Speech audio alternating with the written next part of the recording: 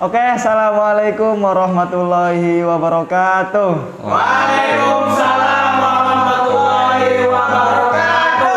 Salam jiwa. Salam. Teater Geni. Insya Allah. Saya lupa buka masker. Oke, kembali lagi di channel YouTube Teater Geni Bincang-Bincang. Yang kemarin-kemarin sempat off dulu karena bulan Ramadan, bulan penuh berkah. Jadi Teater Geni Bincang-Bincangnya di off dulu. Dan sekarang kita aktif lagi, kita mulai lagi Teater Geni Bincang-Bincang. Dan pada kesempatan yang berbahagia ini kita sudah kedatangan tamu yang istimewa dari kampus Institut Agama Islam Cirebon, yaitu Bapak Ajat Sudrajat. Selamat sore, Pak. Selamat sore. Oke, beliau ini adalah salah satu dosen di Institut Agama Islam Cirebon, ya Pak ya? Ya, betul. Betul. Sekaligus menjadi kaprodi juga, Pak ya? Insya Allah. Ya, beliau adalah dosen Institut Agama Islam Cirebon, juga kaprodi Manajemen Pendidikan Islam. Baik. Pak, gimana kabarnya Pak? Alhamdulillah, luar biasa. Masya Allah. Oke, kita ngobrol-ngobrol santai aja Pak ya. Nanti sambil minum, sambil ngopi lah gitu. Untuk pertama-tama karena Bapak juga dosen sekaligus kaprodi Manajemen Pendidikan Islam, kita mungkin akan sedikit pengen tahu apa itu sih manajemen tuh Pak? Manajemen itu. Oh, manajemen. Iya. Oke, manajemen itu mengatur, ya, manage, mengelola, tim manajemen. Jadi upaya yang dilakukan oleh seseorang atau sekelompok orang dalam upaya mencapai sebuah tujuan. Itu namanya manage. Tuh, manajemen berarti seni Pak ya, seni mengatur, ya, seni mengatur, seni mengelola, seni mengarahkan. Gitu. Jadi lingkupnya organisasi itu kan tentu punya objek yang menjadi tujuannya, grand agenda yang ingin dicapai oleh satu kelompok atau satu organisasi tentu perlu dikelola agar semua aspek yang terlibat di dalamnya itu bisa mencapai pada satu titik tujuan yang sama. Oke, itu pengertian dari manajemen sendiri. Oke Pak, selanjutnya kalau kita mau mengerti sejarah tuh Pak, sejarah dari manajemen Pak. Kalau manajemen itu kan dulu tuh nggak ada gitu Pak ya. Maksudnya di pembelajaran tuh kayak misalkan sekarang di mata kuliah atau itu tuh Pak, jurusan itu kan ada manajemen. Itu kan dulu kan nggak ada tuh Pak. Itu kan kalau nggak salah dulu tuh cuma administrasi. Nah, manajemen sendiri itu ada tuh waktu kapan Pak sejarahnya? Kalau prinsip manajemen sendiri sebenarnya dari dulu sudah ada, hanya kalau bicara pada ruang akademik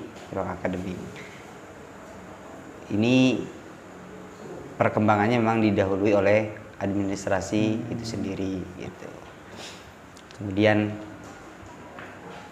dalam administrasi itu beberapa hal dibahas, beberapa hal dikelola, termasuk diantaranya adalah terkait dengan manajemen.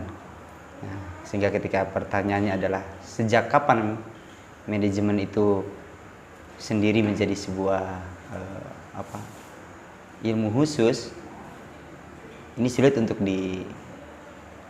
dicari karena memang prosesnya itu justru sudah ada sejak dulu, bahkan kemunculannya bisa jadi lebih dulu daripada administrasi. Gitu.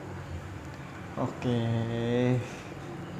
berarti untuk sejarah cukup ini juga Pak ya? Ya, karena bicara manajemen, kalau bicara manajemen Islam sendiri, tentu kita akan berpacu atau berdasar dari Al-Quran sendiri. Di sana menyatakan bahwa manusia sendiri itu memiliki kewajiban untuk mengatur dirinya sendiri, memimpin dirinya sendiri. Itu sudah ruang lingkupnya, ruang lingkup manajemen gitu kan. Tetapi menjadi sebuah fan ilmu itu sendiri mengikuti perkembangan keakademikan itu ya sulit untuk dicari kapan pangkal dimulainya sendiri gitu kan. Iya Pak. Oke. Tadi kan sempat di yang pertama itu kan seni mengatur Pak ya, seni ini. Kadang manusia itu apa ya? Kayak kita kan manusia cuma ada waktu 24 jam nih Pak. Nah, 24 jam itu ada orang yang kadang rasanya kurang, punya waktu 24 jam. Terus ada yang apa ya? Bisa memanfaatkan waktu dengan baik gitu kan. Jadi kadang apa ya?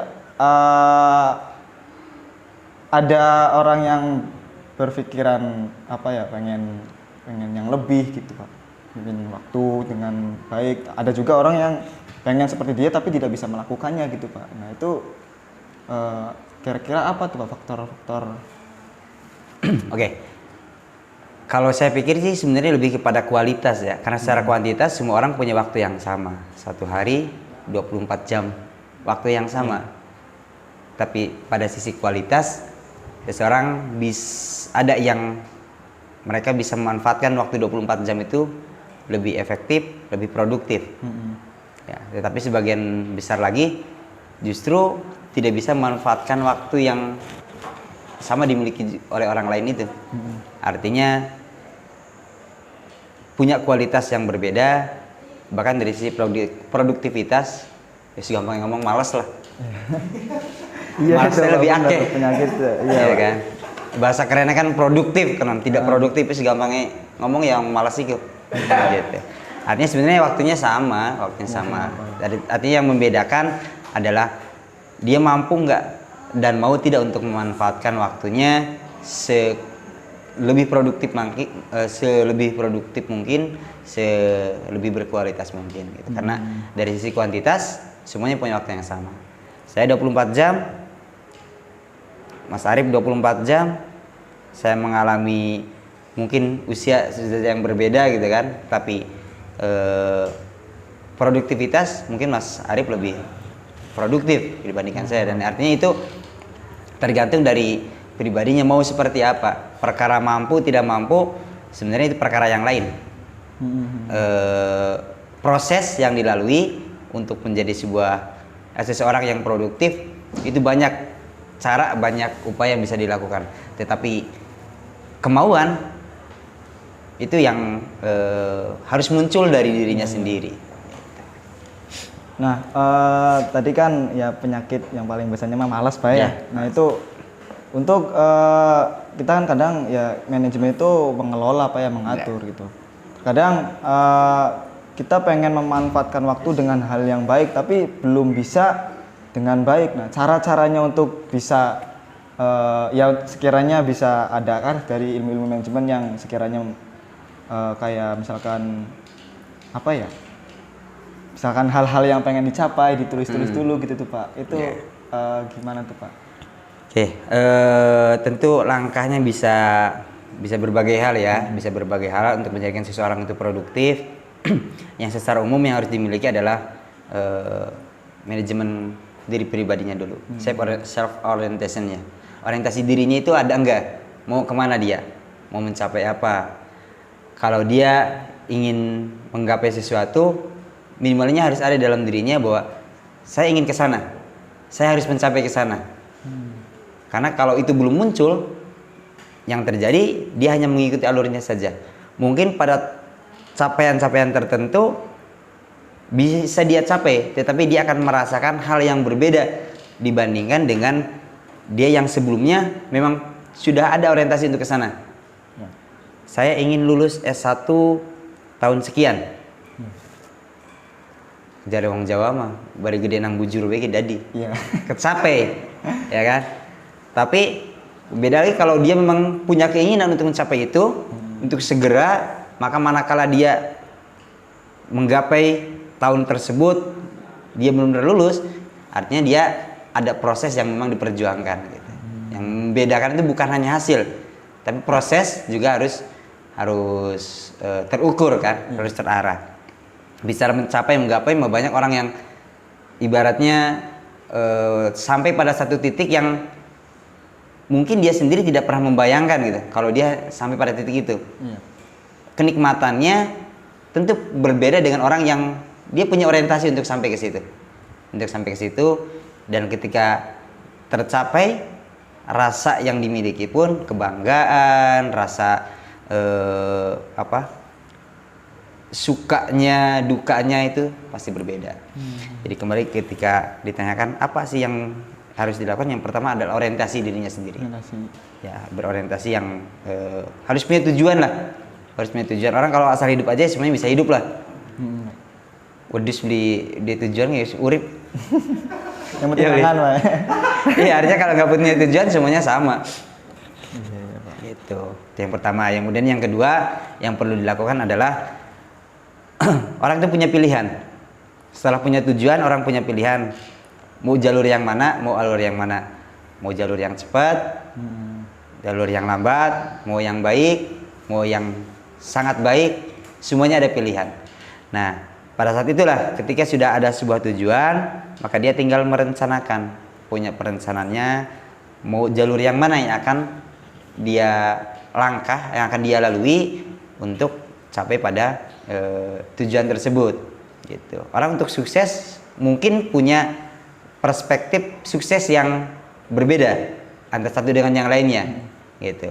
Kalau saya mungkin suksesnya adalah ketika anak-anak saya bisa tumbuh besar dengan kualitas pendidikan yang bagus. Saat ini berbeda mungkin dengan Mas Arif. Mas Arif punya orientasi kesuksesan adalah Mas Arif punya istri yang cantik, Amin, ya Allah. punya rumah yang besar, Amin, dan lain sebagainya. Artinya kesuksesannya itu pasti dengan perspektif masing-masing. Hanya cara mencapai ke sana itu yang kita dituntut untuk memilih. Mau pakai arah mana, mau pakai jalan yang mana, semuanya tinggal pilih doang kok. Kan? Jalan rezeki Tuhan sudah kasih, jalan untuk mencapai semua itu Tuhan sudah sediakan, tinggal mau atau tidak. Setelah kita memilih, langkah yang selanjutnya adalah kita harus mampu untuk memvisualisasikan capaian-capaian tersebut. Artinya apa? Karena dalam perjalanannya ketika itu tidak bisa divisualisasikan, kita akan bisa berpindah haluan, bahkan berpindah tujuan sendiri. Gitu. Orientasi kesuksesan yang dulu kita impikan mungkin sudah berubah lagi dengan seiring bertambahnya waktu dan lain sebagainya. Contoh kecil, teman-teman yang kuliah pasti rata-rata adalah dia ingin segera menyelesaikan kuliahnya. Dia ingin dia ingin mencapai kualitas lulusan terbaik. Di awal pasti semua seperti itu. Dalam proses perjalanannya, dia ketemu harus dengan urusan keuangan, ketemu dengan urusan perjodohan, mungkin kan. Tiba-tiba pacarnya ada yang nikahin lagi. Wah, hambatan kerjaan. Artinya dia bisa berubah lagi tuh orientasinya. Gitu. Nah, yang terakhir yang perlu dilakukan tentu kita tidak bisa melepaskan dari doa. Gitu. Artinya sisi spiritualitas tetap harus kita hadirkan. Orang sebagai manapun usaha yang dilakukan punya giroh, punya semangat, punya orientasi yang besar, punya keyakinan yang kuat untuk mencapai tujuan. Usaha yang dilakukan semaksimal mungkin, tetapi tanpa diiringi dengan doa. Ya sebagai orang Muslim ya, sebagai orang Muslim kita harus menghadirkan itu, menghadirkan Tuhan dalam setiap usaha kita, menghadirkan Allah dalam setiap target atau tujuan yang kita inginkan. Karena pada prinsipnya Tuhan memberikan kita bukan hal yang diinginkan, tetapi apa yang dibutuhkan. Nah, cenderung karena kita ingin selalu menggapai apa yang kita inginkan, kita sedikit mengesampingkan, bahkan parah-parahnya adalah ya melupakan gitu. tidak menghadirkan Tuhan untuk mencapai tujuan itu. Gitu Mas Arif. Minum dulu malah. Iya diminum dulu, saya tadi udah 3 kali minum ini.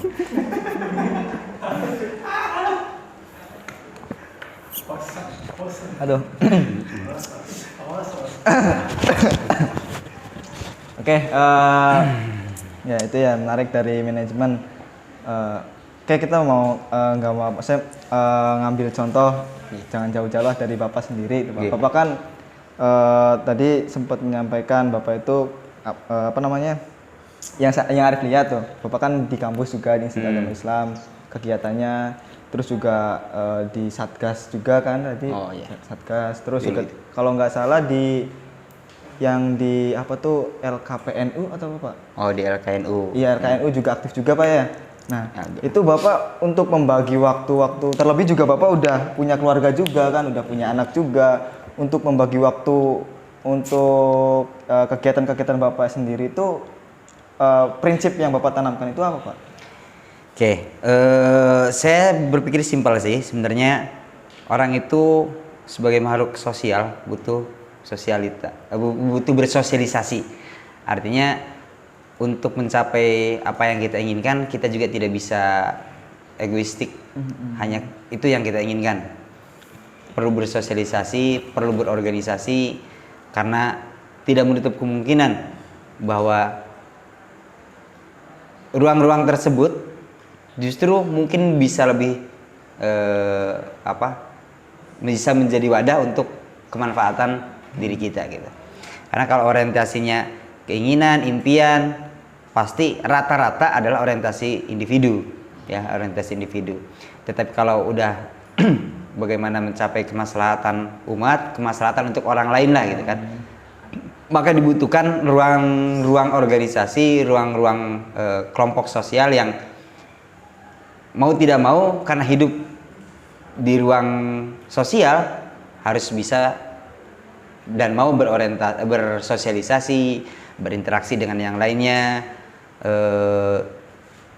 Tentu selain kita menolong, tentu akan ada juga pertolongan buat diri kita, gitu, buat diri kita. Ya orang itu kan kalau hanya sebatas spiritual quotient, kecerdasan spiritual, kemudian intellectual quotient, kecerdasan intelektual itu nggak menjamin sebuah kesuksesan. Ya, artinya dia butuh juga membangun emotional quotient, mampu berhubungan dengan orang lain. Hablum minallah jalan, hablum minannasnya juga jalan. Gitu.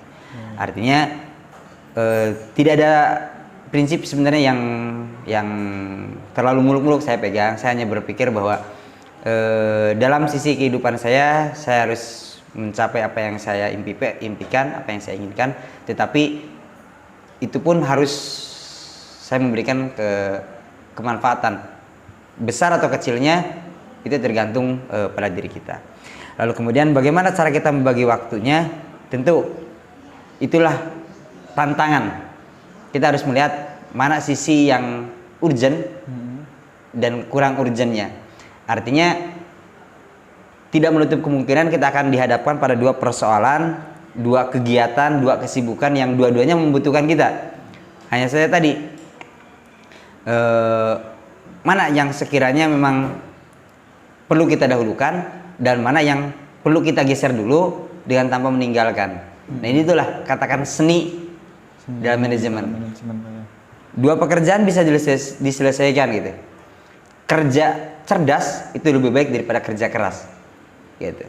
Pada saat-saat tertentu yang menuntut kita untuk memilih dari 2 atau 3 kesibukan, kita bisa bekerja cerdas. Apa artinya? Banyak ruang-ruang yang bisa kita manfaatkan. Mengelola waktu kesulitan, kita bisa mengelola sumber daya manusia yang lainnya. Ada banyak orang lain, banyak pihak, banyak saudara kita, mungkin tetangga, teman, mungkin dia tidak punya aktivitas, gitu kan? Tidak punya aktivitas, ya kita ajak mereka. Perkara dia mau tidaknya adalah bagaimana usaha kita untuk membujuknya. Itu seni lagi, seni memanage, seni mempengaruhi kan, seni mempengaruhi. Gitu, Mas Arif, tolong diminum. Nah, itu kan bagaimana saya berupaya untuk Mas Arif agar meminum. Sama tadi, Mas Arif tolong bantuin saya, tolong kerjakan ini.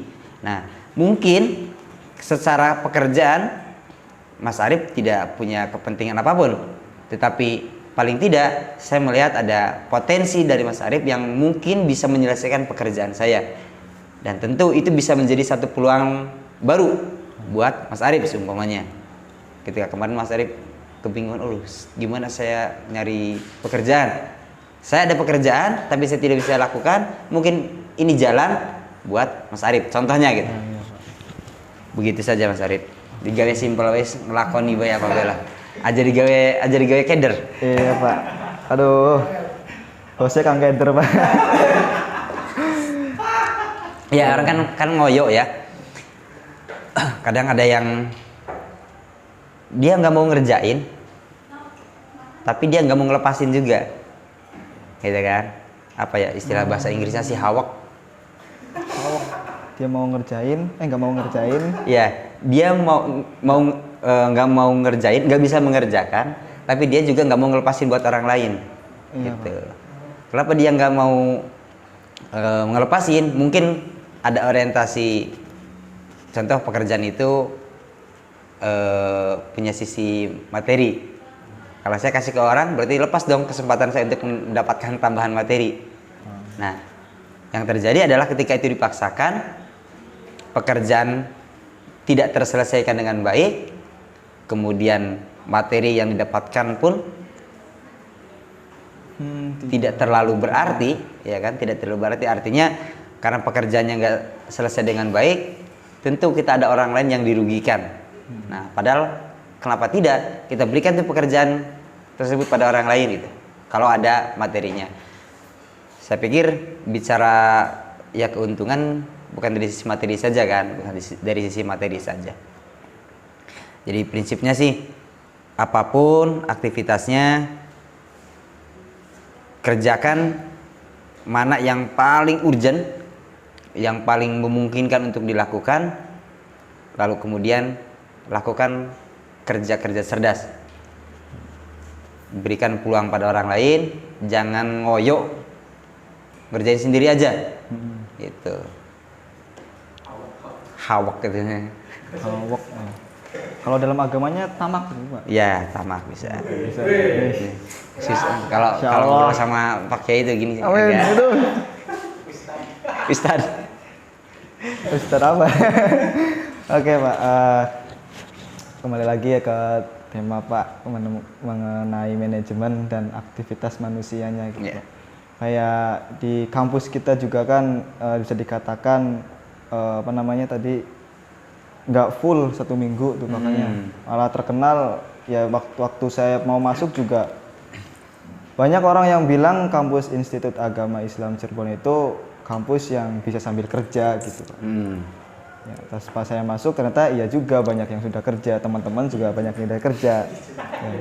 Dan ternyata alhamdulillah saya juga dapat kerja gitu. Iya. Dan itu tantangan juga sih buat manusianya itu kan karena harus membagi waktu ketika harus menyelesaikan pekerjaannya, ketika juga tadi ada tugas-tugas dari kampusnya gitu Pak. Itu kan udah konsekuensinya ya Pak ya. Nah, terlebih lagi yang saya lihat juga saya juga agak kesusahan sebenarnya Pak mengelakoni tadi pekerjaan dengan apa namanya? Kuliah gitu. Nah, apa ya pertanyaannya? Jadi curhat. Atau saya aja yang nanya nih. Aduh, jadi bingung kan. Maksudnya mah gini Pak. Hal yang harus diprioritaskan Pak, karena dua-duanya tuh sangat penting gitu Yeah. Pak. Pekerjaannya penting untuk kehidupan gitu, kayak kehidupan sandang pangan gitu Pak lah. Iya. Tapi juga tadi kuliah juga penting juga gitu kan. Nah itu ada masukan atau dari Bapak terkait hal-hal yang terjadi seperti itu gitu. Maksudnya cara membaginya atau manusia itu harus mengetahui kan katanya manusia itu beda-beda Pak ya, dari belajarnya atau apanya, harus mengetahui dirinya sendiri. Kan tadi yang tadi Pak sampaikan orientasi gitu kan. Jadi untuk membagi waktu untuk apa namanya mengatur hal-hal tersebut tuh gimana Pak? Ya, oke. Yang pertama harus saya sampaikan bahwa ruang perkuliahan, ruang kuliah, ruang belajar kuliah, sistem kuliah itu berbeda dengan sistem belajar di sekolah sebelumnya, SMP, SMA ya. Yang perlu dilakukan pertama adalah dia harus bisa mengetahui sistem belajar dirinya seperti apa. Kalau dulu di sekolah itu kita kenal dengan istilah teacher center, guru yang berperan aktif. Di masa kuliah, pada saat kita jadi mahasiswa, sebagian besar adalah mahasiswa yang memang harus berperan aktif untuk belajar. Nah, ketika dia punya dua aktivitas yang dua-duanya menuntut waktu, tenaga, ya kan? Apa yang harus dilakukan? Dia harus mengetahui tipikal belajar dia seperti apa, sehingga dia bisa belajar dengan waktu yang singkat, tetapi hasilnya pun maksimal. Kita kenalkan tiga tipikal orang belajar ya. Ada visual, auditorial, kemudian kinestetik. Orang visual berarti dia harus belajar dengan hal-hal yang sifatnya dilihat, melihat gambar, melihat tayangan-tayangan video, kemudian dia menyaksikan berbagai informasi lah yang bisa dilihat, karena mungkin itu dia akan lebih cepat menangkap materi, menangkap informasi. Kemudian orang yang kedua, orang yang tipikal auditorial. Kalau dia punya kecenderungan lebih tinggi di auditorial dengan cara mendengarkan, dia jangan memaksakan diri untuk melihat video-video pembelajaran. Dia fokuskan saja, tingkatkan lebih ke auditorialnya dengan mendengarkan materi-materi yang sifatnya audio. Nah, kemudian yang tipikal kinestetik, dengan terlibat langsung. Ya, dia harus memaksimalkan di situ. Gitu. Jadi yang pertama harus dilakukan mempelajari kecenderungan tipikal belajar. Gitu. Karena dengan waktu yang sedikit, waktu yang harus dibagi, kita nggak bisa sporadis mengikuti alur belajar semua orang, gitu kan? Mengikuti alur belajar semua orang. Kita harus bisa menggunakan alur belajar mana nih yang paling maksimal saya pakai gitu. Semua orang pasti punya kecenderungan ya.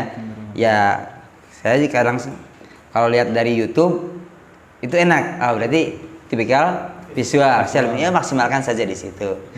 Tapi kalau tipikal audio, berarti saya lebih ke audionya, mendengarkan. Jadi jangan meninggalkan itu, malah makanya yang visual. Nanti nggak maksimal juga. Gitu ya, langkah pertama memaksimalkan. Kemudian langkah kedua harus punya tanggung jawab. Walau bagaimanapun kita sudah harus belajar, karena rata-rata kan mahasiswa itu rentang usia dari 18 sampai 25 yang normal. Artinya yang bukan berarti yang tidak normal ya. Yang tidak normal artinya yang beberapa yang keumuman ya. Keumumannya adalah rentang waktu dari situ kan, pasca sekolah sampai lanjutnya adalah seperti itu. Itu masih usia-usia yang sifatnya dia mencari jati diri ya, dia mencari jati diri, bukan hanya sebatas orientasi kepada pekerjaan dan hasil. Maaf kata nih, ketika Mas Arif hari ini bekerja, saya pikir Mas Arif bukan hanya masalah soal materi ya, bukan hanya soal materi, tetapi mencari eksistensi diri ya. Mungkin pula pindah pekerjaan dari pekerjaan ke pekerjaan yang lain, bukan masalah teori, bukan masalah materi. Gitu. Tetapi orang-orang yang sudah di atas 25 itu biasanya mereka sudah punya orientasi yang lebih khusus. Saya bekerja mencari nafkah, mencari materi, pun harus bisa menyelesaikan perkuliahan, maka dia sebisa mungkin akan bekerja di satu tempat yang sama. Lalu pertanyaan, bagaimana ini membaginya? Ya, kita harus punya tanggung jawab tadi. Tanggung jawab. Kerja harus tetap, gitu kan. Kuliah Itu rajin. harus tetap. Artinya tugas-tugasnya kan harus tetap dilaksanakan, dikerjakan gitu. Prosesnya seperti itu. Iya Pak. Kan nggak ada orang yang selamanya rajin ya. Nggak ada Pak. Fluktuatif lah. Saya yakin Prof juga mungkin ngalamin seperti itu ya Prof. Kadang rajin, seringnya Malas. oh sorry, kadang malas, seringnya rajin gitu. Kebalik. Iya Pak. Jadi tinggal diatur-atur saja. Biasanya yang mempengaruhi hal-hal itu tuh apa Pak? Misalkan kayak tadi tuh, kayak bentuk tanggung jawab itu kan perlu banget tuh Iya. ya. Kadang tapi kadang manusia tuh ya tadi malas karena kebanyakan kepengenan gitu. Akhirnya segala aktivitasnya itu ya banyak yang terbengkalai juga gitu kan. Kayak misalkan ada organisasi nih, organisasi yang Belenggu, yang apa ya, menuntut. bukan menuntut Pak, jadi adanya itu cuman kalau misalkan ada acara-acara aja gitu. Iya, iya. Kalau nggak ada acara ya sepi gitu, sunyi gitu. Itu berarti kan ada manajemennya yang bukan kurang baik sih, kayak harus dibenahi gitu kan berarti itu ya. Nah itu hal-hal yang seperti itu apa ya? Ya tanggapan Bapak gimana? Iya. Ya kembali ke ini, artinya kan tadi di awal kita harus menetapkan tujuan. Ya. Penetapan tujuan di perjalanan kita bisa jadi mungkin lupa atau bisa jadi karena ada informasi, ada sesuatu hal yang lain, kita ingin mencoba untuk tujuan yang berbeda gitu. Nah maka tadi mana saat kita berkurang nih semangatnya, kita ingat kembali, lihat kembali gitu. Kalau saya punya kebiasaan, saya menuliskan apa yang diinginkan gitu, yang diinginkan, apa istilahnya kalau tujuannya gitu kan, impiannya gitu kan, impiannya tahun berapa pengen ini. Itu sebenarnya bukan yang lebih saya rasakan manfaatnya adalah melihat kembali tujuan-tujuan yang pernah saya tetapkan gitu. Ketika saya kondisinya hilang semangat, ketika membaca itu kembali, oh iya, saya punya tujuan, gitu kan. Kan orang bikin tujuan itu harus terukur, ya kan. Sehingga ketika terukur, step by stepnya juga akan terlihat jelas. Oh, saya mau ke titik ini, maka harus berapa titik yang harus saya lalui. Semangatnya insya Allah bisa tumbuh kembali. Tapi itu alami ya, natural, semua orang pasti ngalamin lah. Makanya saya pikir tinggal refleksi kembali, ingat kembali. Mungkin kita lagi stres juga, kurang ngopi. Iya, benar Pak. Ya, Mas Aziz. Mungkin kopinya kurang gitu kan? Kopinya kurang, ya. Ini tambah lagi. Ya dibikin rileks sih. Karena kalau dibikin terlalu tegang justru kita malah nggak fokus juga. Jadi bikin santai. Terlalu memporsir ya jangan. Gitu. Karena kondisi-kondisi sedang capek dan lain sebagainya, justru kita malah ambiar pikirannya. Artinya orientasinya udah nggak jelas lah. Orientasinya nggak jelas. Ini Pak, menurut Bapak hal-hal yang manusia kerjakan itu bagusnya mengikuti kesenangannya atau kayak misalkan ada tantangan nih, berarti kan ya berarti ada kesibukan lagi, ada kayak ya itulah tantangan gitu kan, berarti kan manajemen juga harus diinin lagi, maksudnya manajemennya itu mengikuti, misalkan ada organisasi ini, ada 2 organisasi nih Pak, misalkan di organisasi yang satu itu kita kayak senang gitu, bawahnya juga senang, tapi kayak yang kedua ini kita kayak berat gitu mengakuinya tuh Pak, kayak berat di organisasi ini tuh Pak. Nah itu kalau Bapak di posisi itu milih yang mana Pak? Ya sayangnya saya nggak di posisi itu sih ya. Oh iya. Dibayang-bayangin. Oke. Ya jadi self management itu kan manajemen diri ya. Tentu dalam setiap pengambilan keputusan keputusan apapun pada diri seorang pemimpin, pada diri pribadi, ada berbagai faktor yang harus dipertimbangkan. Faktor internal maupun faktor eksternalnya. Faktor internalnya adalah terkait dengan kemampuan dan kemauan diri kita sendiri. Mana nih yang akan saya lakukan kalau saya harus memilih dua hal, entah itu organisasi atau apapun lah, aktivitas apapun, mungkin keluarga dan organisasi ya, dan lain sebagainya. Lalu kemudian faktor eksternal, faktor lingkungan, ya, lingkungan sekitar.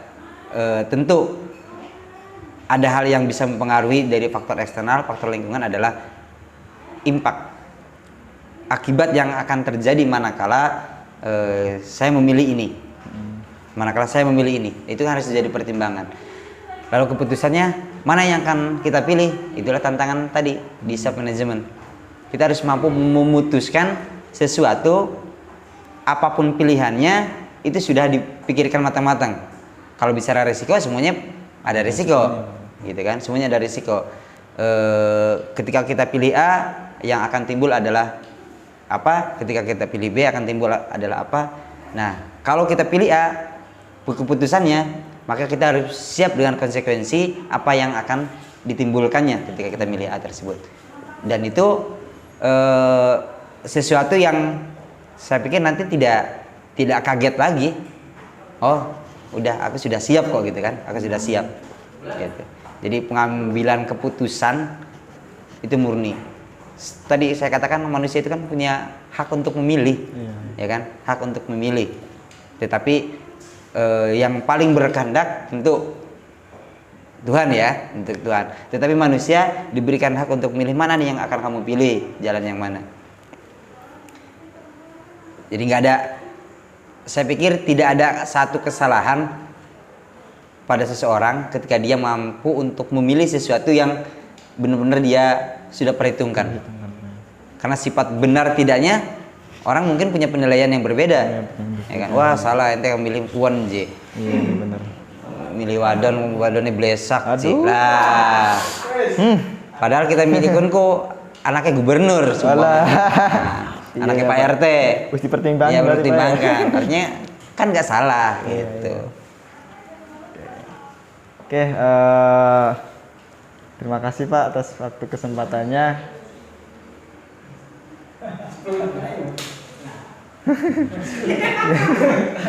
Nih, aduh, dikit lah. Nggak, kalau Mas Arif sendiri gini, Mas Arif. Ini nggak apa-apa ya, saling tanya aja ya. Saling tanya. Sekali-kali saya jadi host lah. Hal yang paling berat yang Mas Arif rasakan aja lah. Mungkin teman-teman yang lain juga merasakan hal yang sama. Pada saat memutuskan urusan pribadi ya, urusan manajemen diri, itu apa? Pada saat memutuskan? Ya, memutuskan sesuatu. Ya itu Pak, banyak pertimbangan. Itu satu, karena banyak pertimbangan. Tadi yang sempat Bapak sampaikan juga Pak, infak apa? Bukan infak. Impact ya. Bukan itu. Akibatnya. Bukan Pak, yang bukan akibat. Iya, akibatnya juga ya gitu. Terus yang tadi nggak apa sih, yang nggak itu tuh Pak? Yang nggak apa sih? Itu lupa. Ini ya, saya tuh tipe kalau orang yang kalau misalkan nyaman di sini, kadang ya nyaman di sini terus sampai lupa gitu. Tapi kalau misalnya pindah ke nyaman yang lain, enggak gitu. Jadi ngambil keputusannya juga kadang masih bimbang tuh Pak. Karena banyak ya, karena pertimbangan itu. Ya, mungkin yang perlu dilakukan apa? Cooling down ya. Cooling down, coba menenangkan diri dulu, menenangkan diri. Karena setiap keputusan apapun yang kita ambil, tadi saya katakan punya konsekuensi. Maka yang harus dilakukan adalah Mas Arif mempertimbangkan keputusan saya untuk nyaman di satu tempat itu rasional atau tidak. Ya kan, satu. Standarnya kan pasti beda-beda nih. Contoh ada organisasi apapun lah. Kadang kita nyaman di satu organisasi, tidak nyaman di organisasi yang lain. Pilihannya kalau kita memilih di situ, maka ada rasionalisasi yang dipertimbangkan. Rasionalisasi entah itu adalah tercukupinya. Orang berorganisasi kan bukan hanya sebatas karena sebuah kepentingan, artinya kepentingan yang material, tetapi ketenangan jiwa, apa istilahnya Mas Ajis? Kepuasan, ya kan? Kepuasan batin. Artinya setelah dirasionalisasi, oke, saya mungkin puas di teater geni contohnya, ya kan? Puas nggak di teater geni? Kalau itu tercapai mungkin bisa jadi satu keputusan yang tepat. Artinya ada rasionalisasinya. Memutuskan apapun harus banyak pertimbangan, bagus lah.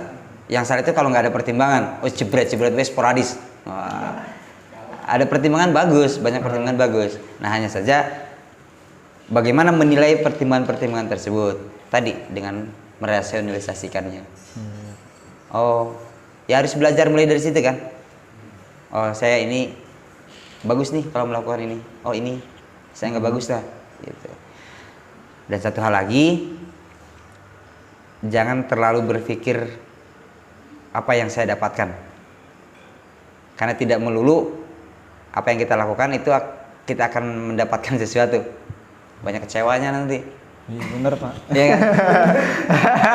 Di teater geni modal keluar terus, patungan keluar terus, saya nggak dapat apa-apa.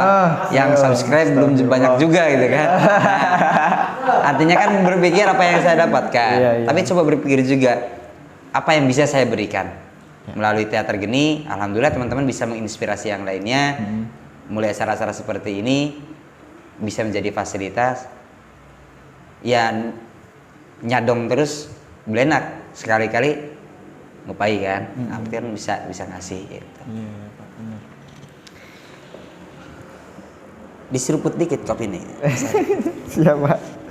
Oke, jadi itu ya pada kesempatan sore hari ini Teater Geni bincang-bincang sama Bapak Ajat Sudrajat.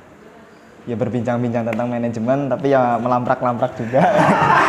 Ya, enak semungkin, enak sih lamprak-lamprak. Iya, karena hostnya juga nggak tahu ini. Lagi pusing ini. Oke, jadi itu ya tadi manajemen dan aktivitas manusia. Ternyata manusia itu mempunyai aktivitas yang berbeda-beda juga Pak ya. Yang berbeda-beda dan segala sesuatunya ya harus tadi perhitungkan, dipertimbangkan, dan kalau sudah mengambil keputusan itu ya jadi tinggal gimana ngejalaninnya, mengatur waktunya, memanage dengan yang baik gitu. Terus juga hal yang paling penting juga sosialisasi dengan yang orang lain juga Pak ya. Itu hal yang penting juga. Jadi mungkin itu saja Pak. Siap. Terima kasih. Barangkali Bapak ada sedikit closing statement ya. Closing statementnya gini. Manajemen diri itu penting, bahkan harus ya. Manajemen diri itu harus.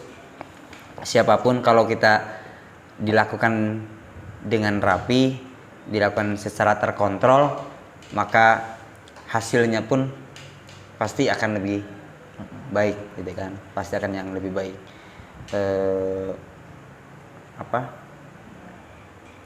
Sedikit banyak yang kita lakukan kalau memang itu terkontrol, itu lebih bermakna. Maka lakukan semampunya memanage diri, ya. Sebelum memanage orang lain, lakukan semampunya memanage diri. Karena dengan mampu memanage diri, insya Allah kita juga bisa memanage hal-hal yang lainnya, termasuk memanage orang lain. Gitu. Oke, terima kasih Mas Arif. Terima kasih banget. Oh, iya. Aduh keduluan. Oke Pak, terima kasih banyak Pak untuk kesempatan ininya. Oke, saya selaku host pada kesempatan hari ini minta maaf sebesar-besarnya barangkali ada kata-kata yang tidak baik atau kata-kata yang nyeleneh atau yang lain lah. Saya sebagai host minta maaf yang sebesar-besarnya. Jangan lupa tonton terus YouTube Teater Geni. Ini yang penting. Ini yang penting ya. Dan jangan lupa juga share, komen, like, dan yang paling penting subscribe ya, biar mendukung channel kita supaya kita juga lebih bersemangat lagi dalam hal kebaikan, memberikan kebaikan. Oke, itu saja yang dapat kami sampaikan. Kurang lebihnya mohon maaf. Sekali lagi saya terima kasih Pak sama Siap. Pak Ajat. Terima kasih. Assalamualaikum warahmatullahi wabarakatuh. Waalaikumsalam. Teater Geni. Buru, buru.